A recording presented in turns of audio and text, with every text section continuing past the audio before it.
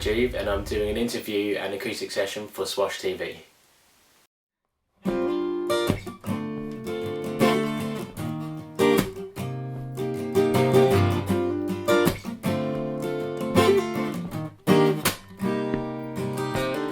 Won't let my guard down, won't let my head roll, giving up my whereabouts. You must be kidding. Catch me if you can, find me if you dare. I challenge you to that anytime, anyway, yeah.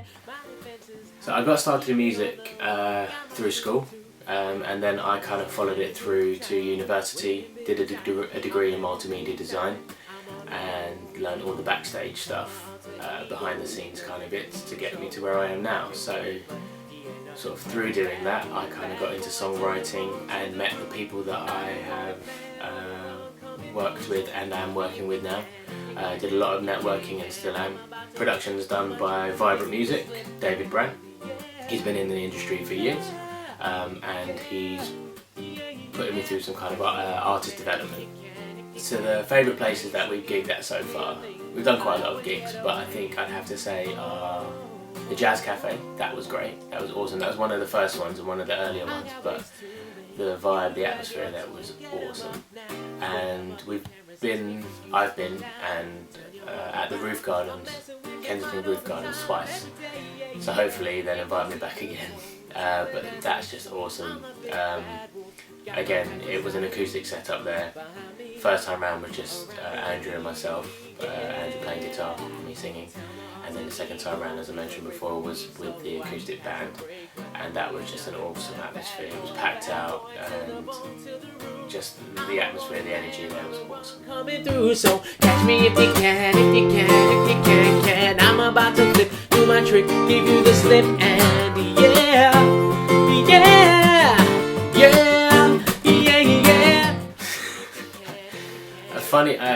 To single out a funny moment while recording or performing is a little bit difficult, only because most of my time behind the scenes or kind of recording, I'm being an idiot.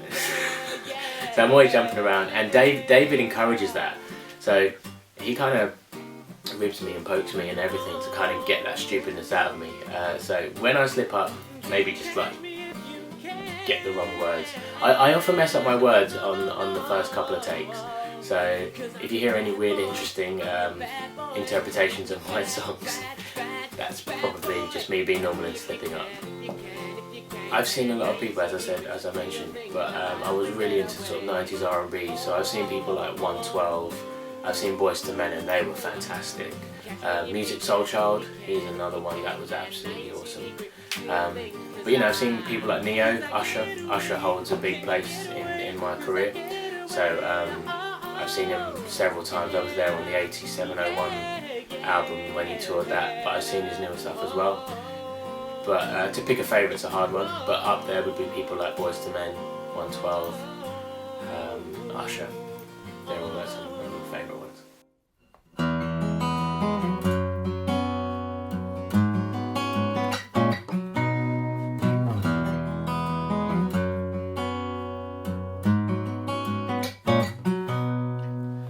Sitting on the train while passing me by, checking on my iPod for songs to pass the time. The best piece of advice that I've been given would be just enjoy what you do. Make sure you're enjoying what you do. You know, people can advise you on what to do at gigs, how to network, how to get out there. But for me, the thing that's kind of helped me throughout everything that I've done is just enjoying everything that I've done. I can't stress enough how much I love live music, and that's what has pushed me to get a band together to help support the tracks that I do. So for the rest of the year, we're going to release another single. Hopefully we're looking at kind of an early summer release with a music video, and I've got a lot of gigs lined up, a few festivals this year, which is the first for me, and I've also got a couple of tours that we're going to do. So I'm going to get involved on a school tour and hopefully tie that in with some of the over 18 stuff as well. We've got a lot of under 18 gigs coming up as well. All these questions are tough. Dream collaboration. It's going to be so cliche, but I would have loved to work with someone like Michael Jackson. it sounds so cheesy, but I don't just mean that in terms of singing or working with him on a song. I would have just loved to have been in the environment where he worked, like seeing him create a track. Nowadays, I would say someone who's still alive to work with.